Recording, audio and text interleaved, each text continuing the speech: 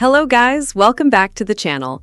So the Indiana Fever front office is facing a massive wave of criticism right now, and fans are starting to ask some serious questions. No matter where you look online, the pressure surrounding the Indiana Fever organization seems to be growing by the day.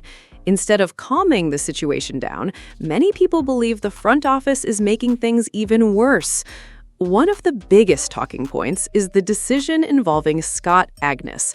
For years, Scott AGNESS has been one of the most trusted reporters covering the Indiana Fever and the Pacers. He built a reputation for having reliable information and providing updates that fans couldn't get anywhere else. In fact, many fans remember that Scott AGNESS was among the first people to provide important information regarding Caitlyn Clark's ankle injury last season. His reporting helped keep fans informed when there were very few details available. That's why the recent news has created so much controversy. Critics are questioning why someone with Scott AGNESS's history and connections would suddenly have his credentials revoked. Some believe it's simply a business decision, while others think it raises bigger questions about transparency within the Indiana Fever organization. Whatever the reason may be, the situation has sparked major debate across social media. And now, Scott AGNESS has responded by posting a message through his X account. Okay, and here it says, "An update for subscribers and Fever fans." Here he says, "After the Indiana Fever revoked my credentialed access, I want readers to understand what happened, why I stand by the reporting, and what it means for future coverage." Here he said, "Good afternoon. I wanted to share an important update regarding my coverage of the Indiana Fever. Indiana Fever Public Relations informed me via email that my credentialed access to all team events had been revoked, including games, practices, and press conferences. So at this point, he's just another person who has to buy a ticket to attend a game." Okay, here it says they told him it was due to the spread of inaccurate and unsubstantiated information, and they cited his tweet about Caitlyn Clark being ruled out approximately 100 minutes before the Indiana Fever defeated the Portland Fire on May 20. So they are upset that he reported Caitlyn Clark was not going to be playing. Here it says, "Fever PR briefly spoke with me before the game to ask about the tweet and stated that they believed it was false. However, there was no meeting or further conversation before the decision to revoke my credentialed access was communicated to me. In my response, I told the organization that I stand by my reporting and the intent behind it." Because many of you subscribe to Fieldhouse Files specifically for Fever coverage, I believe it's important to be transparent about what happened. The reporting in question was not behind a paywall. It was available to anyone who wanted to read it. It was based on information from a trusted league source. The story provided additional details and was updated before tip-off to include head coach Stephanie White's pre-game comments.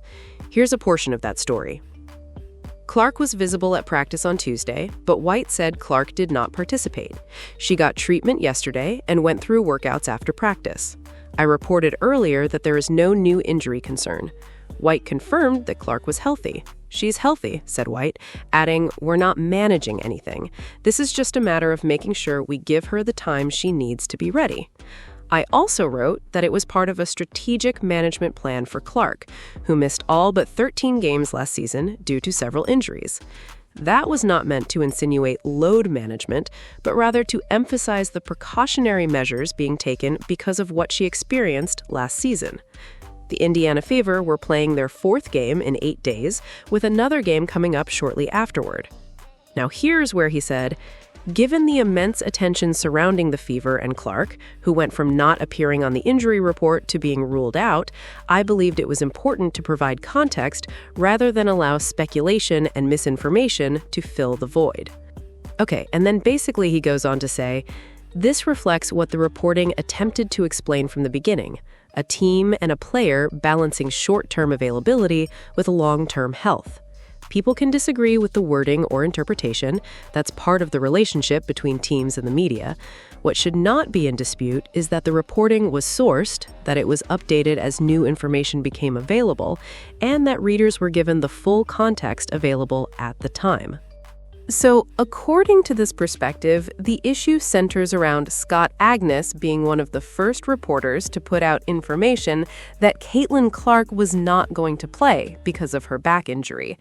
The argument being made is that Scott AGNESS reported the news before the Indiana Fever officially announced it. And now many fans are questioning whether that played a role in the decision to revoke his access. As a result, the move has sparked a major reaction online. Supporters of Scott AGNESS are calling the situation unfair and demanding more transparency from the Indiana Fever organization.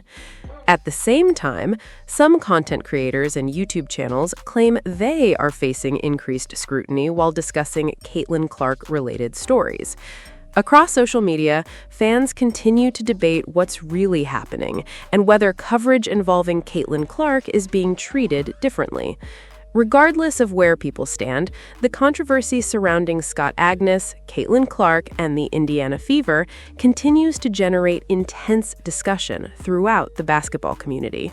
Take a look at this. Scott AGNESS said, "I attended every Fever training camp practice this season, every home game, and every playoff game over the last several years. I write almost daily and produce regular videos and podcasts. I'm a frequent guest on radio stations across the country. I also invested in additional coverage for fans 3 years ago by hiring a photographer for select games. I'm the longest tenured writer currently covering the Fever or Pacers. My work received more than 7.3 million views over the last 12 months. I have Substack subscribers across 49 states and 83 countries. There's far more to covering a team than what happens during games. There are off-season developments, community initiatives, sponsorships, media rights, alumni stories, league issues, and the countless conversations that help explain what fans are actually seeing, all of which I cover extensively. This is crazy." And at the end, he said, "This is my livelihood. I remain committed to covering the Fever, the Pacers, and professional basketball in Indiana with the same standards I always have. However, without credentialed access, some aspects of coverage, including player interviews, community events, and other on-location reporting, will be limited due to these team-imposed restrictions. Even so, I will continue doing the work, telling unique stories and providing the context and coverage that readers have come to expect from Fieldhouse Files. Thank you for your support, your readership, and your trust." Scott AGNESS has become the center of a major controversy involving the Indiana Fever. Many fans believe Scott AGNESS was simply doing his job by reporting information that people wanted to know.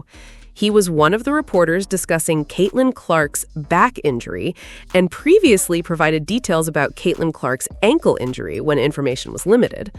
Supporters also point out that Scott AGNESS reported that Aaliyah Boston's injury involved her meniscus, rather than leaving it described only as a general leg injury. Because of that, some fans are questioning the Indiana Fever's decision and debating whether the organization handled the situation properly. Now, the discussion is heating up across social media. Take a look at what Jason Whitlock had to say about this.